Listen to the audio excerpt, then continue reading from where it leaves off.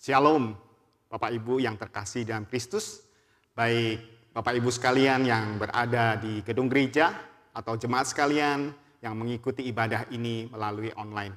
Kita bersyukur hari ini kita boleh kembali beribadah berbakti kepada Tuhan. Dalam minggu-minggu ini kita merenungkan tema-tema yang berkaitan dengan disiplin di dalam membaca dan merenungkan firman Tuhan. Di minggu pertama, Semu Lili sudah bagikan bagaimana kita belajar untuk merenungkan firman Tuhan siang dan malam. Minggu yang lalu Penatua Kurdi mengajak kita untuk mencintai, mempelajari dan menghidupi akan kebenaran firman Tuhan. Hari ini kita akan bersama-sama belajar sebuah tema yaitu lebih dari emas dan permata. Firman Tuhan pada hari ini akan didasari dari Kitab Mazmur, pasalnya yang ke-119, ayatnya yang ke-97, sampai ayatnya yang ke-104. Mari bersama kita membaca dan merenungkan bagian firman Tuhan ini.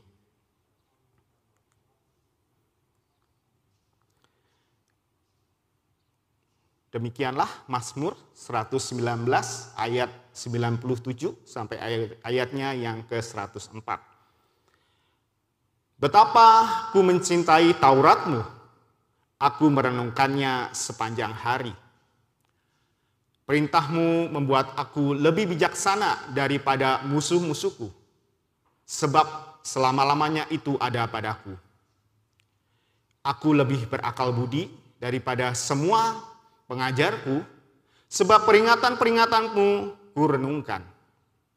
Aku lebih mengerti daripada orang-orang tua, sebab aku memegang titah-titah-Mu. Terhadap segala jalan kejahatan, aku menahan kakiku, supaya aku berpegang pada firman-Mu. Aku tidak menyimpang dari hukum-hukum-Mu, sebab Engkaulah yang mengajar aku. Betapa manisnya janji-Mu itu bagi langit-langitku, lebih daripada madu bagi mulutku. Aku beroleh pengertian dari titah-titah-Mu. Itulah sebabnya aku benci segala jalan dusta. Demikianlah kebenaran firman Tuhan. Berbahagia setiap kita yang merenungkan akan firman-Nya, terlebih kita yang melakukannya dalam kehidupan sehari-hari. Mari kita kembali menundukkan kepala, kita memohon Roh Kudus menolong kita untuk merenungkan akan firman-Nya. Ya Tuhan, kami datang kepada Engkau, kepada Allah yang telah memberikan firman-Mu kepada kami. Kami rindu tidak saja kami boleh mengasihi dan mencintai akan firman-Mu, tetapi kami boleh merenungkannya siang dan malam, seperti yang Raja Daud tuliskan di dalam Mazmur ini. Ya Tuhan, kami rindu melalui perenungan kami pada hari ini, kami boleh melihat bagaimana firman-Mu itu begitu berharga bagi kami. Karena firman-Mu itu boleh mengoreksi akan setiap perlakuan akan hidup kami, supaya kami boleh menjadi orang-orang yang berkenan kepadamu. Kami rindu Roh Kudus yang berbicara kepada kami, Roh Allah yang menolong kami melakukan segala kebenaran firman-Mu. Terima kasih Kristus Yesus, kami bersyukur dan kami berdoa. Amin. Bapak Ibu sekalian, ini adalah Pablo Escobar. Pablo Escobar adalah gembong narkotika Kolombia yang terkenal begitu kaya dan juga dia terkenal begitu kejam. Menurut catatan dari bisnis narkobanya, diperkirakan dia memiliki kekayaan sekitar 42 triliun rupiah. Bayangkan ya, triliun loh, bukan miliar atau juta. Ya. Begitu kayanya. Ya. Karena itu Bapak Ibu kalau boleh lihat gambar yang saya pilih adalah gambar di mana Pablo Escobar berada di tumpukan-tumpukan uang. Dan ini adalah hal yang biasa dia lakukan. Ada yang berkata bahwa untuk ikat uangnya saja, ya, untuk ngikat uangnya saja dia menghabiskan sekitar 30 juta rupiah. Jadi bayangkan begitu banyak uang yang dimiliki oleh Pablo Escobar. Dan demi untuk menjalankan bisnisnya ini, Pablo Escobar tidak segan-segan membunuh siapa saja, menyingkirkan setiap orang yang menghalang-halangi atau mengganggu akan bisnisnya. Dan tentu saja setiap kejahatan yang dia lakukan itu membuat dia menjadi orang yang dicari-cari oleh pemerintah. Baik pemerintah Kolombia bahkan juga pemerintah Amerika Serikat. Oleh karena dia seringkali menyelundupkan akan obat-obatan terlarang, dia terkenal sebagai Raja Kokain ke Amerika Serikat. Suatu ketika dia dikejar-kejar oleh polisi dan oleh Badan Narkotika Amerika, dan kemudian di dalam pelariannya itu dikisahkan bahwa anaknya itu mengalami kedinginan, karena sudah berhari-hari lari begitu ya, mungkin masuk keluar hutan dan tiba waktu malam dan anaknya kedinginan. Bapak Ibu tahu apa yang dilakukan oleh Pablo Escobar? Ini yang dia lakukan. Dia membakar kepokan-kepokan uang, bukan lembaran loh ya, kepok langsung, satu ikat uang. Dan menurut kisah katanya dia membakar sekitar 20 miliar rupiah. Saya melihat uang 1 miliar aja belum pernah Bapak Ibu sekalian ya. Ini 20 miliar dia bakar. Demi anaknya untuk tidak kedinginan. Rupanya bagi Pablo Escobar ada hal yang lebih berharga daripada sekedar uang. Bagi Pablo Escobar, anaknya, kenyamanan, kesejahteraan, kehangatan tubuh anaknya itu jauh lebih penting daripada uang yang dia miliki. Walaupun kita mungkin bisa berkata 20 miliar dibanding 42 triliun mah nggak ada apa-apanya mungkin ya. Tapi Bapak Ibu sekalian, bagi setiap orang 1 rupiah pun mungkin penting ya. Namun bagi Pablo Escobar, anaknya lebih penting. Ada hal yang lebih penting daripada sekedar uang yang dia miliki. Bagian Mazmur yang kita baca tadi, Mazmur 119, adalah Mazmur yang ditulis oleh Daud. Dan Mazmur yang ditulis oleh Daud ini adalah Mazmur yang terkenal sebagai Mazmur yang terpanjang. Atau juga bahkan pasal yang terpanjang di dalam Alkitab. Ada 176 ayat di dalam pasal ini. Dan kita tahu Daud adalah Raja Israel. Dan sebagai Raja Israel artinya dia memiliki kekuasaan atas negeri Israel dan segala kekayaan yang ada di dalamnya. Sebagai seorang raja dia berkuasa dan dia memiliki segala kekayaan. Namun demikian, di dalam Mazmur 119 ayat 127, dia berkata demikian. Itulah sebabnya aku mencintai perintah-perintahmu lebih daripada emas, bahkan daripada emas tua. Rupanya bagi Raja Daud ada hal yang lebih berharga daripada emas. Bagi dia, firman Tuhan itu lebih berharga. Bahkan dibandingkan dengan emas tua. Karena emas tua itu harganya mungkin lebih mahal daripada sekedar emas biasa.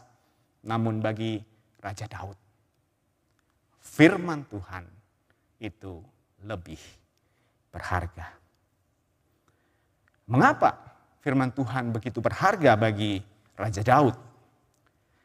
Mari kita melihat beberapa ayat yang menjadi alasan mengapa Raja Daud melihat firman Tuhan sebagai sesuatu yang berharga. Di dalam ayat yang ke-98, Mazmur 119, Daud menuliskan, perintah-perintahmu membuat aku lebih bijaksana daripada musuh-musuhku, sebab selama-lamanya itu ada padaku. Kemudian di ayatnya yang ke-99, di situ dia berkata, aku lebih berakal budi dari semua pengajar-pengajarku, sebab peringatan-peringatanmu kurenungkan. Dan kemudian di ayatnya yang ke-100, Masih dalam Mazmur 119 dia berkata, aku lebih mengerti daripada orang-orang tua sebab aku memegang titah-titah. Bagi Raja Daud, firman Tuhan itu begitu berharga. Oleh karena firman Tuhan membuatnya lebih bijaksana, membuatnya lebih berakal budi, dan membuatnya lebih mengerti. Bapak Ibu sekalian, kalau kita melihat sepanjang kisah yang Alkitab tuliskan tentang Raja Daud, kita bisa melihat Raja Daud adalah seorang yang penuh hikmat, orang yang cerdik dan bijaksana. Kalau kita boleh melihat bagaimana dia memiliki keberanian ketika dia menghadapi akan Goliat, dan tidak hanya keberanian tetapi juga kecerdikan. Ketika bangsa Israel yang lain ketakutan karena melihat Goliat yang begitu besar, dia berkata, Allah ada bersamaku.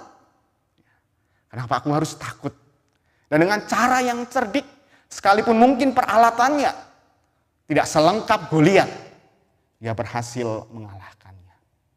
Mengapa Daud memiliki sikap demikian? Oleh karena dia mengerti, dia mengenal akan firman Tuhan.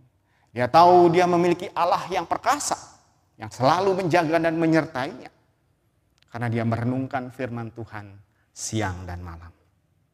Dan ketika dia dikejar-kejar oleh Raja Daud, oleh Raja Saul, bagaimana kita boleh melihat dia boleh lolos dari sergapan, dari penyekapan, dari pengepungan daripada Raja Saul. Semua itu oleh karena dia memiliki hikmat daripada Tuhan. Raja Daud meyakini segala pertolongan, segala sesuatu yang dia dapatkan, hikmat yang dia miliki, itu semua oleh karena firman yang dia renungkan siang dan malam. Selain firman Tuhan membuat Raja Daud menjadi lebih bijaksana, lebih berakal budi, lebih berpengertian. Ada hal lain yang membuat Raja Daud melihat bahwa firman Tuhan begitu berharga. Di dalam ayatnya yang ke-101, Raja Daud menuliskan, tetapi terhadap segala kejahatan aku menahan kakiku, supaya aku berpegang pada firman-Mu.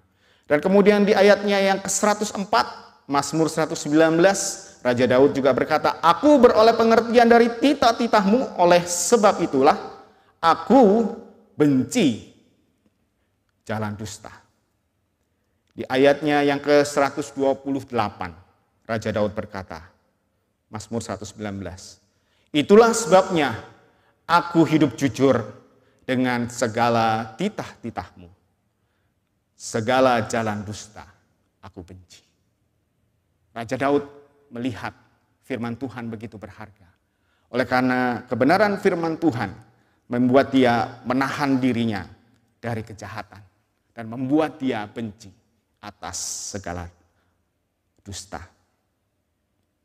Raja Daud meyakini oleh karena firman Tuhanlah dia dapat menahan dirinya dari segala kejahatan. Kita pernah mendengar kisah bagaimana Raja Daud, waktu itu dia belum menjadi raja. Dia dikejar-kejar oleh Saul, dan waktu itu dia ada kesempatan untuk membunuh Saul. Namun demikian, bukan itu yang dia lakukan. Dia menahan dirinya untuk membunuh Saul. Oleh karena dia tahu orang yang diurapi oleh orang yang diurapi yaitu Raja Saul itu tidak boleh dijamah. Semua itu dia lakukan supaya dia tidak melanggar akan perintah Tuhan. Dan itulah yang menyebabkan dia menahan kakinya dari kejahatan. Dan ketika Raja Daud tidak merenungkan firman Tuhan siang dan malam, apa yang terjadi? Kita tahu hidupnya tidak sempurna dan dia jatuh di dalam dosa perzinahan. Oleh karena pada waktu itu dia lupa akan kebenaran firman Tuhan yang menjadi tuntunan hidupnya. Namun demikian ketika firman Tuhan melalui Nabi Natan menegur dia, di situ di hadapan Tuhan dia mengakui akan dosanya. Sebagai seorang raja bisa saja dia berdalih, bisa saja dia menggunakan alasan-alasan untuk membenarkan tindakannya. Namun seperti yang dia katakan, dia membenci jalan dusta. Dia tidak berbohong di hadapan Natan. Dia mengakui akan segala dosa-dosanya. Firman Tuhan menahan Raja Daud dari segala kejahatan. Menahan dia dari mengucapkan dusta. Jemaat sekalian, dari pengalaman Raja Daud ini kita bisa melihat bagaimana firman Tuhan begitu berharga bagi dia. Dan oleh karena itu dia menuliskan demikian. Itulah sebabnya aku mencintai perintah-perintahmu lebih daripada emas, bahkan lebih daripada emas tua. Firman Tuhan begitu berharga bagi Raja Daud. Sehingga dia mengasihi, mencintai akan firman itu. Dan kemudian dia juga menulis betapa ku mencintai Tauratmu, Mazmur 119 ayat 97, aku merenungkannya sepanjang hari. Firman Tuhan begitu berharga. Tidak hanya dia mencintai akan firman Tuhan, dia pun merenungkannya sepanjang hari. Bapak Ibu sekalian, dari kehidupan Raja Daud, kita boleh melihat bagaimana firman Tuhan itu lebih berharga daripada segala sesuatu yang ada di dunia ini. Lebih berharga daripada emas, bahkan emas tua. Lebih berharga daripada emas dan permata. Namun yang menjadi pertanyaan bagi kita, benarkah firman Tuhan itu berharga bagi hidup kita? Benarkah firman Tuhan itu berharga bagi kita lebih daripada emas, lebih daripada apa yang kita miliki? Ketika saya merenungkan pertanyaan ini, saya teringat sebuah nama, satu tokoh yang bernama Mary Jones. Mary Jones tinggal di Wales, Inggris begitu ya, di tahun 1784 sampai 1864. Apa yang terjadi dengan Mary Jones? Mari kita lihat klip berikut ini. One fine day in Wales, 15-year-old Mary Jones sets off on a 42-kilometer journey to nearby town Bala. Her aim? To buy a Bible. Bibles are expensive and scarce in Wales then, so the young Mary Jones worked and saved up for 6 long years just to buy one. When she heard that Reverend Thomas Charles is selling Bibles in Bala, she is determined not to let the opportunity pass by, even though she has to trek barefooted to get there. Mary Jones' story inspired Charles to form the British and Foreign Bible Society. Their mission? To make the Word of God readily available not only in the UK, but throughout the whole world. So, the worldwide Bible mission movement begins.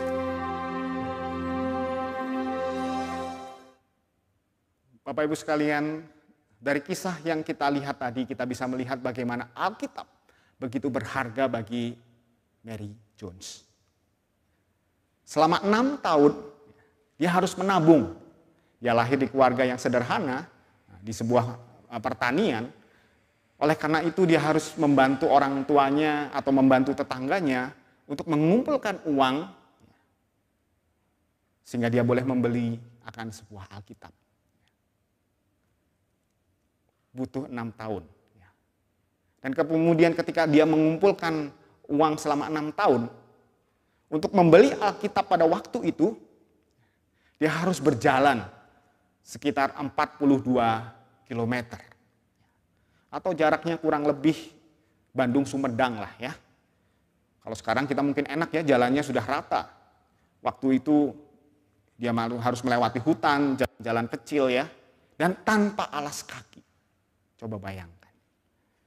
Menurut cerita yang saya baca, dia harus berjalan sepanjang hari dari pagi sampai malam baru sampai ke tempat di mana dia bisa membeli Alkitab.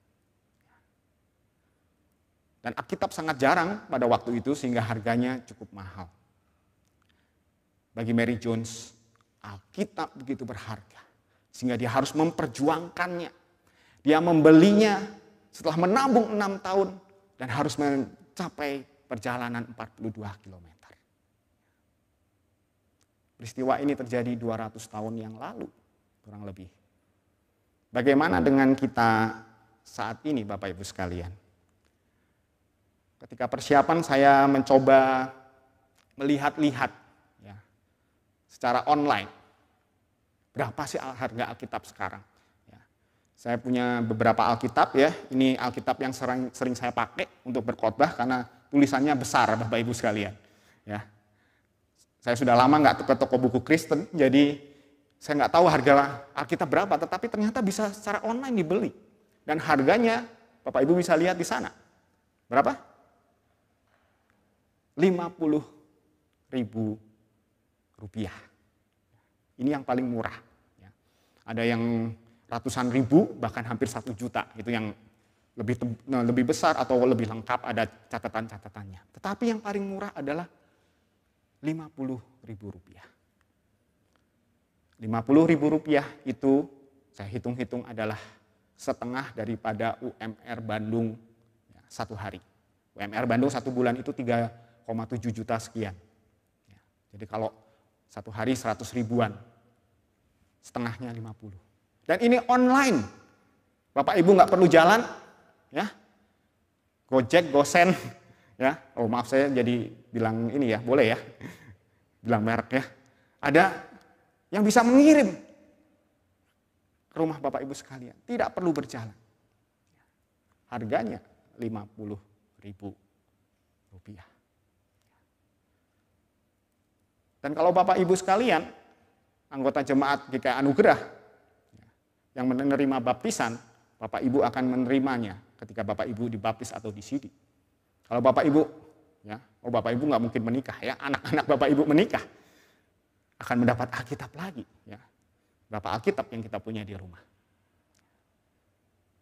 Kalaupun tidak Alkitab yang tertulis, saya coba lihat, ya,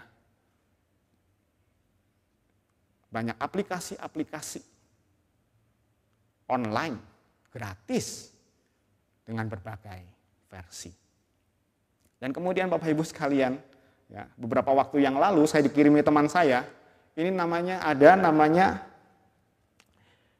Badeno. Alkitab Badeno. Apa itu Alkitab Badeno? Alkitab Badeno itu Alkitab baca, dengar, nonton. Kalau Bapak Ibu mau baca bisa dibaca. Kalau nggak sempat baca, sambil masak mungkin, ya, sambil nyetir bisa dengar. Kalau pengen nonton, ya, bisa ada video-video yang lengkap. Betapa nyamannya kita saat ini. Bapak Ibu sekalian, saya ingin mengingatkan video yang diputar oleh Penatua Kurdi minggu yang lalu. Tentang orang-orang di China ketika mereka menerima Alkitab pertama kalinya. Bagaimana mereka memeluk, menciumi akan Alkitab itu. Kita sekarang bisa beli online, bisa download, mau baca boleh, mau dengar boleh, mau nonton boleh. Pertanyaannya, adakah kita mengasihi firman Tuhan, menghargai firman Tuhan, seperti orang-orang di Tiongkok? Saya jadi berpikir terkadang sesuatu menjadi berharga ketika kita sulit mendapatkannya. Benar bukan? Ibu-ibu yang masa-masa lebaran, pembantu pulang begitu ya, boleh merasakan bagaimana pentingnya mereka berada di rumah. Dan firman Tuhan seringkali juga demikian. Alkitab juga seringkali demikian. Seringkali firman Tuhan itu menjadi berharga ketika kita sulit mendapatkannya. Bapak Ibu sekalian, jika memang Alkitab itu lebih berharga daripada emas, lebih berharga daripada segala sesuatu di dunia ini, marilah kita love the word. Marilah kita mencintai firman itu. Karena dengan mencintai firman itu kita tahu siapa yang menulisnya. Marilah kita juga learn. Kita belajar. Kita pelajari akan firman Tuhan itu. Karena dengan mempelajari firman Tuhan, kita tahu siapa diri kita sesungguhnya. Dan marilah kita juga live the word. Hidupi firman itu. Supaya kita tahu bagaimana Tuhan menginginkan kita menjadi. Siapa yang Tuhan ingin kita menjadi. Orang yang bagaimanakah yang Tuhan inginkan untuk kita boleh menjadi di dalam kehidupan ini. Love the word. Learn the word. Live the word. Cintai firman. Pelajari firman dan hidupilah firman. Bapak Ibu sekalian, izinkan saya menanyakan kembali pertanyaan yang diajukan oleh Penatua Kurdi minggu yang lalu. Mana Alkitabnya? Ya, saya menunggu dari tadi Pak Lili akan mengangkat Alkitabnya. Dan masih hanya Pak Lili yang mengangkat Alkitabnya. Mungkin kita berkata, ya saya bawa holy HP saya, holy iPad saya, ya, holy iPhone atau yang lain-lainnya. Bapak Ibu sekalian, mengasihi firman Tuhan, mencintai firman Tuhan itu mudah untuk mengatakannya. Bisa saja kita berkata bahwa kita senang belajar akan firman Tuhan dan ketika banyak hal yang kita ketahui tentang firman Tuhan itu membuat kita begitu senang. Namun sesungguhnya tantangan yang lebih berat adalah bagaimana kita bisa menghidupi akan firman Tuhan itu. Adakah kita menghidupinya? Rick Warren berkata seperti ini. Penafsiran atau mempelajari firman Tuhan tanpa mempraktekannya atau melakukannya adalah aborsi. Mempelajari firman Tuhan tanpa melakukannya adalah aborsi. Artinya apa? Segiat apapun kita belajar akan firman Tuhan tanpa kita melakukannya dalam kehidupan sehari-hari, semuanya adalah sia-sia belaka.